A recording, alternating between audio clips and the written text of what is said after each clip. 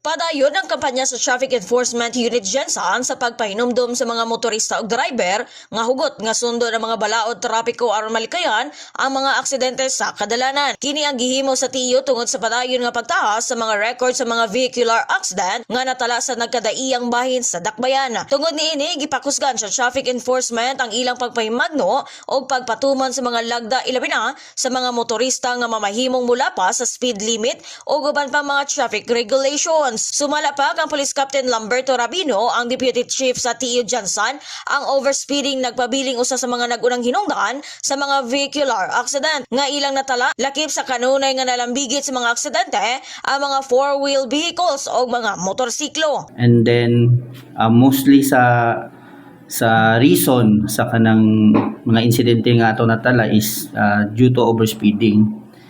And mostly po sa na-involved sa aksidente is ang kaning mga four-wheel vehicle o mga motorcycle. Matod pa ni Rabino, ang sobrang kapaspas sa pagpadagan makapakunhod sa abilidad sa driver sa pagpreno o paglikay sa kalit nga peligro sa dalan. Busa, importante nga kontrolado lamang ang dagan sa sakyanan o angay nga kondisyon sa dalan o sa gitakdang speed limit.